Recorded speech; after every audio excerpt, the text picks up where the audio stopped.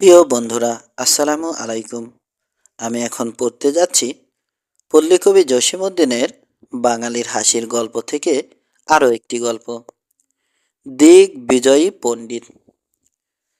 এক দিগ্বিজয়ী পণ্ডিত, মহাপণ্ডিত, অনশ্বর বিসর্গ ভরা বড় বড় কথা তার মগজের মধ্যে গিজগিজ করিতেছে। সেই পণ্ডিত যে দেশে যান, সেই দেশের পণ্ডিতদের তর্ক করিতে ডাকেন। তার তর্কের সত্য এই যে তার সঙ্গে হারিবে পণ্ডিত মহাশয় তার টিকি কাটিয়া লইবেন, আর পণ্ডিত মহাশয় যদি হারেন তবে যে তাকে হারাইবে সে তার টিকি কাটিয়া লইবে। কাশী কাঞ্চি কনজ সমস্ত দেশের পণ্ডিত সমাজকে হারাইয়া তাহাদের মাথা টিকিশূন্য করিয়া অবশেষে পণ্ডিত মহাশয় নবদ্বীপে আসিলেন। সেখানে বহু বড় বড় পণ্ডিত ছিল, তাহার সঙ্গে তর্কে হারিয়া সকলের টিকি কাটা গেল। এবার সমস্ত দেশ জয় করিয়া তিনি দেশে ফিরিতেছিলেন। এমন সময় খবর পাইলেন কি চাই, পূর্ববঙ্গে বিক্রমপুর নামে একটা গ্রাম আছে, সেখানে অনেক বড় বড় পণ্ডিত। তাহাদের না হারাইতে পারিলে তাহার দিগ্বিজয় সম্পূর্ণ হইবে না। নবদ্বীপ হইতে নৌকা করিয়া শিষ্য সেবক সঙ্গে পণ্ডিত মহাশয় বিক্রমপুর রওনা হইলেন। তাহার আগে পিছে ৮-১০খানা নৌকা ভরা টিকি বোঝাই। এতদিন যেখানে যত পণ্ডিতের টিকি কাটিয়াছেন সব বস্তায় পুরিয়া সঙ্গে আনিয়াছেন।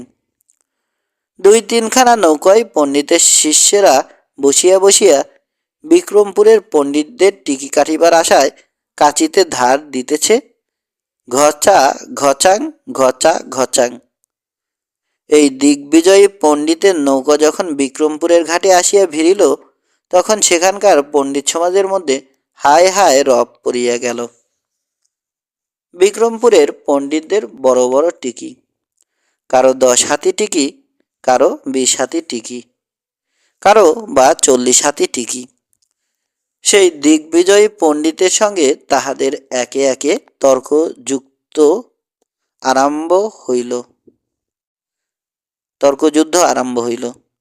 প্রথম ১০ হাতি পণ্ডিতের টিকি কাটা গেল, তারপর ২০ হাতির, তারপর ৩০ হাতির, তারপর ৪০ হাতি পণ্ডিতের পালা।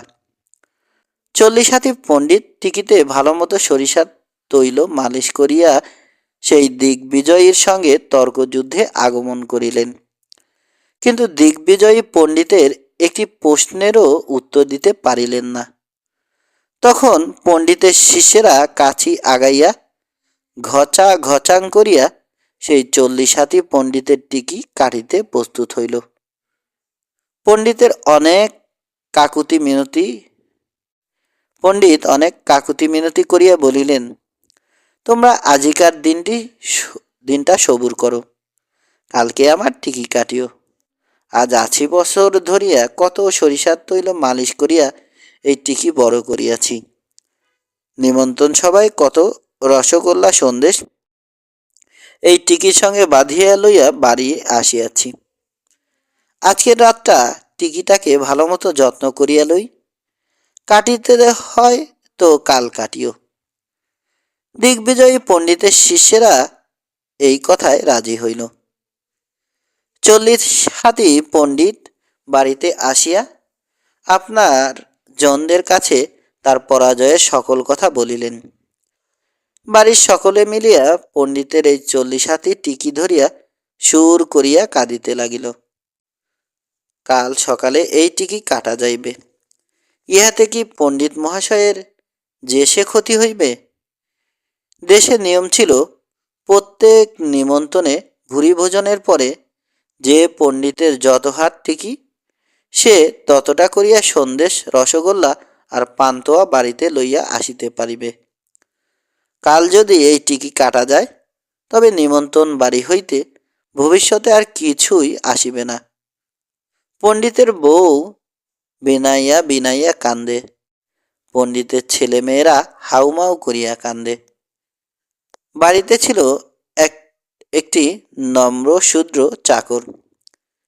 সে আসিয়া জিজ্ঞাসা করিল, আপনারা এরূপ কান্নাকাটি করিতেছেন কেন? পণ্ডিত মহাশয় তাহার সকল দুঃখের কাহিনী বর্ণনা করিয়া বলিলেন, কাল হইতে কাল হইতে আর আমি তোমাকে রাখিতে পারিব না। টিকি যদি কাটা যায়, আমার আর আয় থাকিবে না। কি করিয়া তোমাকে বেতন দিব? নম্র শূদ্র চাকরটি সমস্ত শুনিয়া বলিল, আপনি যদি অনুমতি দেন, আমি একবার এই দিগ্বিজয়ী পণ্ডিতের সঙ্গে যাইয়া বিচার করিয়া আসিতে পারি। আপনি শুধু আপনার পৈতাগাছা আমাকে দিবেন। পণ্ডিত মহাশয় দীর্ঘ নিঃশ্বাস লইয়া বলিলেন, এত বড় বড় পণ্ডিত হারিয়া আসিল, আর তুমি যাইবে তাহার সঙ্গে তর্ক করিতে? চাকরটি বলিল, আপনি আমাকে শুধু এক গাছা পৈতা দেন। আমি হারিলে তো আপনাদের কোনো ক্ষতি নাই। যদি জিতি, তাহা হইলে সকলেরই ভালো। পণ্ডিতের বউ বলিলেন, দাও একে এক গাছা পৈতা। পচা শামুকেও তো পা কাটে, দেখি ও কি করে। পরের দিন সকালবেলা পৈতা গলায় ঝুলাইয়া চান্দিতে পাট দিয়া হাত 50 একটি নকল টিকি লাগাইয়া তাহাতে হাড়ি পাতিলের কালি লাগাইয়া চাকরটি দিগ্বিজয়ী পণ্ডিতের সামনে যাইয়া উপস্থিত হইল। দিগ্বিজয়ী পণ্ডিত তাচ্ছিল্যের সহিত বলিলেন, হাতি ঘোড়া হলো তল, মশা বলে কত জল। এত এত পণ্ডিত আমার সঙ্গে পারিল না, আর তুমি ছেলে মানুষ আসিয়াছ বিচার করিতে? মানে মানে বাড়ি চলিয়া যাও। চাকর বলিল, অল্প বয়স বলিয়া আমাকে হেলা করিবেন না। এতটুকুন আগুনের ফুলকিতে সারা গ্রাম পুড়িয়া যায়।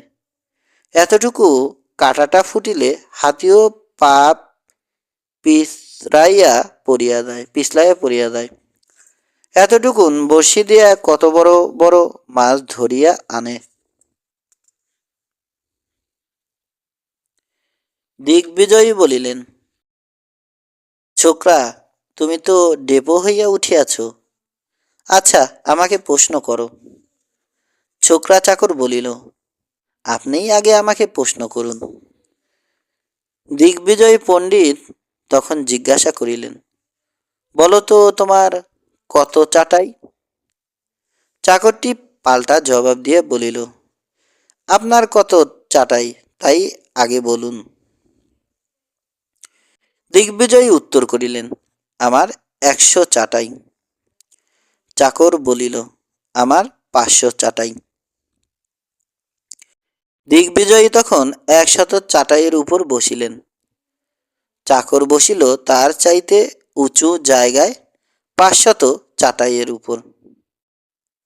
দিগ্বিজয়ী এবার চাকরকে জিজ্ঞাসা করিলেন, আমাকে প্রশ্ন করো। চাকর বলিল, আপনিই আগে আমাকে প্রশ্ন করুন। দিগ্বিজয়ী জিজ্ঞাসা করিলেন, বলো তো লাউয়া ফলং মানে কি? চাকর তখন 500 চাটাইয়ের উপর হইতে লাফ দিয়া পড়িয়া দিগ্বিজয়ের টিকি ধরিয়া বলিল, আরে মূর্খ, আগেই লাউয়া ফলং কিরে? প্রথমে বীজ রোপণং করন্তি, তারপরে অঙ্কুর হইতে গাছং হন্তি, গাছ জাংলাং বান্তি, গাছে ফুলং হন্তি, তারপরে তো লাউয়া ফলং।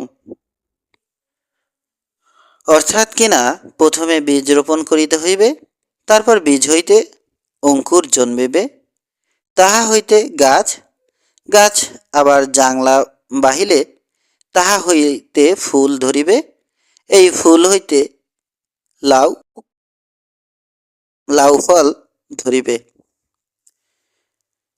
এত বড় দিগ্বিজয়ী পণ্ডিত ছোকরা চাকরের কাছে হারিয়া গেল। ছোকরা তখন তার টিকিটি কাটিয়া লাফাইতে লাফাইতে বাড়ি আসিল। পরের দিন বিক্রমপুরে সকলে মিলিয়া দিগ্বিজয়ী পণ্ডিতের সেই টিকি গাছা লইয়া রাস্তায় রাস্তায় নগর সংকীর্ণ করিয়া বেড়াইল, নগর সংকীর্তন করিয়া বেড়াইল। টিকি সুন্দর দিগ্বিজয়ী পণ্ডিত লজ্জায় দেশে ফিরিয়া গেল। সমাপ্ত।